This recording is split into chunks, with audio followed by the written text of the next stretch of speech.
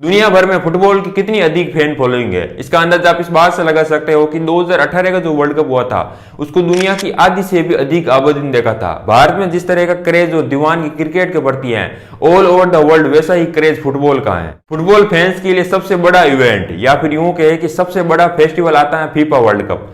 FIFA basically international एक football association है जो कि पूरे इंटरनेशनल फुटबॉल को कंट्रोल करती है। इसको 2004 में बनाया था और इसने 2030 में वर्ल्ड कप शुरू किया था। तब से लेकर अब तक हर 4 साल में वर्ल्ड कप होते हैं। केवल 1942 और 1946 का वर्ल्ड कप नहीं हुआ था सेकेंड वर्ल्ड वॉर के कारण। 2018 का जो वर्ल्ड कप था वो 21वां वर्ल्ड कप था और 2022 में जो ये वर्ल्ड कप चल रहा है ये 22वां वर्ल्ड कप है। आगे जो 2026 में होगा वो 23वां होगा।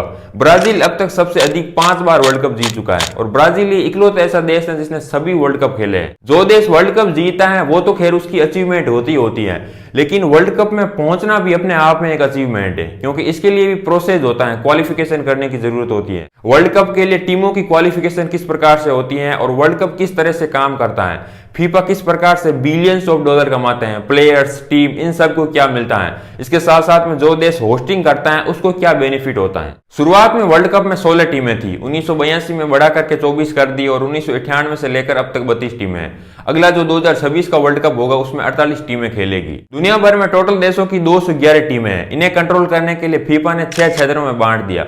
इन सभी 6 क्षेत्रों से 31 टीम क्वालिफाइड होती हैं। पहली टीम जो देश होस्टिंग करता है उसकी सीधी वर्ल्ड कप में पहुंचती है, मतलब कि उसको किसी प्रकार की क्वालिफिकेशन की जरूरत नहीं होती है और होस्टिंग का डिसाइड कई साल पहले ही हो जाता है। जैसे 2010 में डिसाइड हो गया है कि 2018 और 2022 का वर्ल्ड कप रूस और कतार में होगा। हालांकि अब तो 2026 का भी पता चल गया है कि मैक्सिको, कनाडा और यूएसए करेंगे होस्टिंग। किसी भी देश को होस्टिंग मिलना भी इतना आसान काम नहीं है, इसके लिए भी वोटिंग होती है।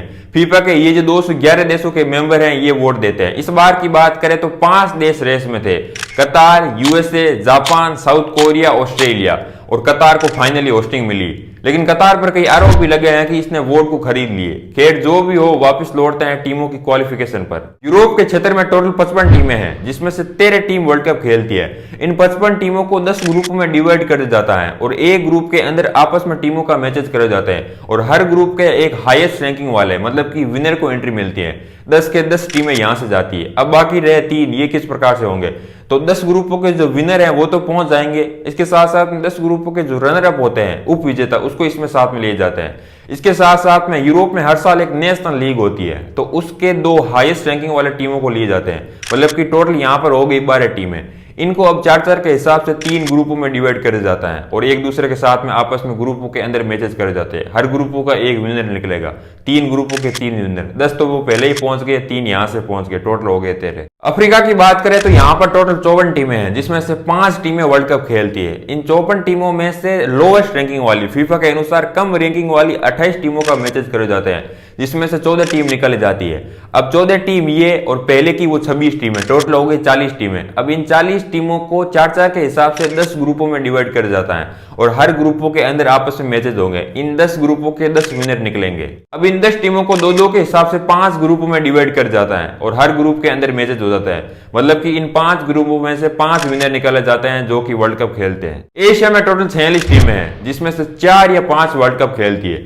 अब ये 4 या 5 किस प्रकार से खेलते हैं ये आपको आगे समझ में आ जाएगा। इन 46 में से फीफा के हिसाब से जो कम रैंकिंग वाली 12 टीमें हैं उसको 2-2 के 6 ग्रुप बने जाते हैं और हर ग्रुप का एक विनर निकाला जाता है। मतलब कि 6 टीमें यहां से निकाली जाती हैं और 34 पहले की, टोटल हो गई 40। अब इन 40 को 5-5 के हिसाब से 8 ग्रुपों में डिवाइड कर जाता है और आपस में मैचेस करे जाते हैं। हर ग्रुप के एक ही विनर निकलेंगे और एक ही रनर अप निकलेंगे, लेकिन सभी रनर अप को आगे के लिए नहीं भेजे जाते हैं। विनर तो पूरे 8 के 8 भेजे जाते हैं, लेकिन रनर अप 8 में से जो 4 बेस्ट होंगे उनको ही आगे भेजे जाएंगे, मतलब कि टोटल 12 को। अब इन 12 टीमों को 6-6 के हिसाब से 2 ग्रुपों में डिवाइड कर जाता है और हर ग्रुप का एक ही विनर निकलेगा और एक ही रनर अप निकलेंगे।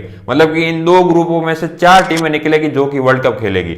अब 5वीं टीम किस प्रकार से जाएगी इसको समझने के लिए समझिए कि इन दोनों ग्रुपों के अंदर तीसरी रैंकिंग वाली जो टीमें हैं उनके आपस में मैचेस करे जाते हैं और उसका जो विनर निकलेगा उसका मैच फिर साउथ अमेरिका की 5वीं टीम के साथ में करा जाता है। मतलब कि या तो साउथ अमेरिका से टीम ये 5वीं जाएगी या फिर एशिया से। साउथ अमेरिका की बात करें तो इसमें भी 4 या 5 टीमें वर्ल्ड कप खेलती है। इसका कॉन्सेप्ट बड़ा सिंपल है। टोटल 10 टीमें हैं जिसका आपस में एक दूसरे के साथ में मैचेस करे जाते हैं, जिसमें से हाईएस्ट रैंकिंग वाली 4 टीम वर्ल्ड कप खेलती है।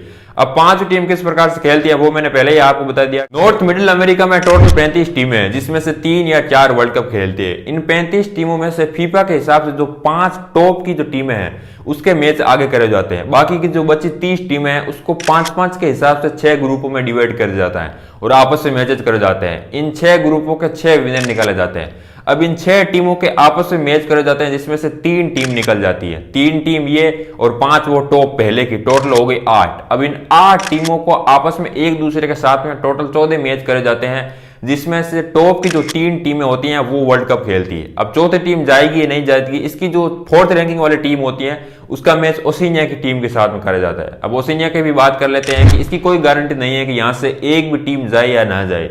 टोटल 11 टीम है जिसके एक दूसरे के साथ मैचेस करे जाते हैं, जिसमें जो विनर होगी उसका मैच फिर नॉर्थ और मिडिल अमेरिका के साथ में करा जाता है। ये तो पूरा प्रोसेस हो गया है कि टीमें किस प्रकार से क्वालिफाइड होती हैं, किस प्रकार से वर्ल्ड कप में पहुंचती हैं। लेकिन वर्ल्ड कप में पहुंचने के बाद में किस प्रकार से मैचेज होते हैं, इसको समझने के लिए आपको 2 चीजों को समझना पड़ेगा। पहला है राउंड रोबिन। राउंड रोबिन का मतलब यह है कि प्रत्येक एक टीम का बाकी सभी के साथ में मैचेज होंगे। और दूसरा है नॉकआउट। नॉकआउट का मतलब है कि टीम मैच हारते ही टूर्नामेंट से बाहर हो जाती है और पूरा वर्ल्ड कप इन्हीं 2 स्टेज में होता है। पहले स्टेज की बात करें तो यहां पर 32 टीमों को 4-4 के हिसाब से 8 ग्रुपों में बांट दिया जाता है और हर ग्रुपों के अंदर आपस में मैचेस करे जाते हैं और इनकी रैंकिंग की जाती है। जो टीम जीतती है उसको 3 नंबर मिलते हैं और जो हारती है उसको माइनस में नहीं जाता है बल्कि 0 मिलता है, और यदि ड्रॉ होता है तो 1-1 अंक मिलता है। तो यहाँ पर इन 8 ग्रुपों में से हाईएस्ट रैंकिंग वाली 2 टीमें मतलब कि विनर और रनर अप निकल जाती हैं। टोटल 16 टीमें। अब इन 16 टीमों का आपस में एक दूसरे के विनर और रनर अप के साथ में मैचेस करे जाते हैं, जिसमें से 8 टीमें बचती है। तो यहाँ पर क्वार्टर फाइनल होता है। फिर यहाँ पर 4 टीमें बचती है इन 8 टीमों के मैचेस होने के बाद में, जो कि सेमीफाइनल होता है। 4 टीमों के बाद में 2 टीमें बचती हैं जो कि फाइनल होता है। उसमें से एक विनर होता है और एक रनर अप। अगले 2026 की टूर्नामेंट में भले ही 48 टीमें हो, लेकिन इसमें भी ज्यादा कुछ बदलाव नहीं होगा। लेकिन ये बात देखने वाली होगी कि होस्टिंग कंट्री जो 3 कर रही है, क्या इन तीनों को सीधी एंट्री मिलेगी या फिर नहीं मिलेगी। इसके साथ साथ बाकी जो ये 6 क्षेत्र हैं इनकी संख्या बढ़ा दी जाएगी टीमों की। और बाकी यदि वर्ल्ड कप की प्रोसेस की बात करें तो यहाँ पर 8 की जगह 16 ग्रुप किए जाएंगे। अच्छा, इस बार फीफा ने वर्ल्ड कप के प्राइज पर टोटल $440 मिलियन खर्च किए। विनर को $42 मिलियन मिलेंगे और दूसरे नंबर को $30 मिलियन मिलेंगे।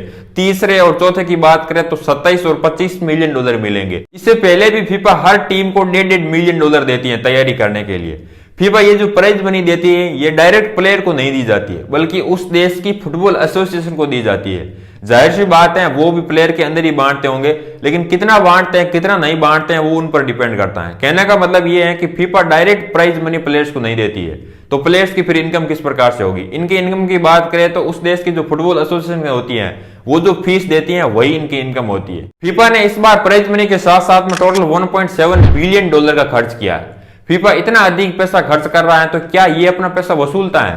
फीफा न केवल वसूलता है बल्कि ढंग से छापता है। ये वर्ल्ड कप और उससे पहले के 4 सालों की एक फाइनेंशियल रिपोर्ट बनाता है। 2015 से लेकर 2018 के बीच में फीफा का टोटल रेवेन्यू $6.4 बिलियन था, जिसमें से 83% मतलब कि $5.3 बिलियन वर्ल्ड कप से था। इस बार की बात करें तो फीफा की फाइनेंशियल रिपोर्ट आई नहीं है, वर्ल्ड कप के बाद में आएगी, लेकिन अनुमान लगे जाता है कि इस बार $1 बिलियन अधिक कमाई की है, $7.5 बिलियन। फीफा इतना सारा बिलियंस ऑफ डॉलर कमाती है तो इसका बिजनेस मॉडल किस प्रकार से काम करता है, इसकी रेवेन्यू सोर्स क्या है। तो फीफा बेसिकली 4 प्रकार से पैसे कमाता है। पहला है टेलीविजन राइट्स, दूसरा है मार्केटिंग राइट्स, तीसरा है लाइसेंसिंग राइट्स और चौथा है टिकट बेच करके। फीफा की 50% इनकम टीवी राइट्स से आती है। जो भी चैनल वर्ल्ड कप को दिखाएगा उसके लिए उसको फीफा से राइट्स खरीदने पड़ेंगे, और ये भी इतना आसान नहीं है। इसके लिए बहुत सारे पे करने पड़ते हैं, क्योंकि ये भी बीच बीच में एड दिखा करके ढंग से पैसे कमाते हैं। इस बार यदि बात करें तो यूएसए में फॉक्स ने $400 मिलियन में खरीदे हैं और भारत में वायाकॉम 80 ने 450 करोड़ रुपए में। इसी प्रकार से कितने सारे टीवी चैनल वर्ल्ड वाइड है।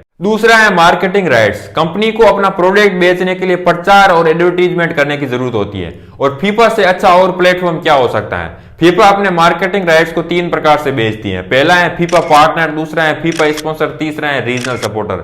इसमें कई सारे ब्रांड आते हैं और हर ब्रांड को 100, 200 मिलियन डॉलर देने होते हैं। लाइसेंसिंग राइट से भी फीफा अच्छा खासा कमा लेती है। कई तरह की कंपनीज हो जाती हैं जो फीफा के नाम और लोगो का यूज करके प्रोडक्ट बनाती है।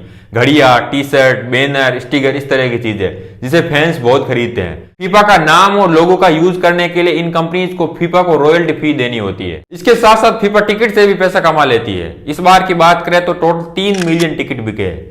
यदि टिकट के पैसे ही फीफा रखता है तो होस्टिंग कंट्री को क्या फायदा होता है। जो भी देश होस्टिंग करता है उसको बहुत सारे पैसे खर्च करने की आवश्यकता होती है इंफ्रास्ट्रक्चर पर, रेलवे पर, सड़कों पर, होटलों पर, स्टेडियम पर। इसीलिए इनको होस्टिंग कई साल पहले ही दी जाती है ताकि ये तैयारी कर सके अच्छे से। कतार ने अब तक सबसे अधिक $229 बिलियन खर्च किए हैं। ये इतने अधिक पैसे खर्च करते हैं तो क्या ये वापस कमा पाता है? हालांकि इन्हें फायदा तो जरूर होता है क्योंकि टूरिज्म बढ़ता है तो एम्प्लॉयमेंट बढ़ता है, देश की जीडीपी बढ़ती है। कई अर्थशास्त्री ये भी मानते हैं कि इसका लॉन्ग टर्म के लिए फायदा हो, लेकिन कितना ही फायदा हो, जितना खर्च किया है उतना तो ये वसूल नहीं कर पाते हैं। यदि होस्टिंग कंट्री जितना खर्च करती है उतना नहीं कमा पाती है तो ये इतना कंपटीशन क्यों होता है? हर कोई चाहता है कि वो होस्टिंग करे। तो इसका पीछे का जो मेन रीजन है वो है सॉफ्ट पावर। जो भी देश होस्टिंग करता है वो वर्ल्ड लेवल पर हाईलाइट होता है। हालांकि कतार के हाईलाइट होने के पीछे कुछ कंट्रोवर्शियल रीजन भी है, लेकिन फिर भी वो देश हाईलाइट तो होता ही होता है। इसके साथ साथ वो उसकी एक प्राउड की बात है, ऑनर की बात है, उसका एक प्रचार होता है और ये किसी भी देश के लिए पैसे से बढ़कर है।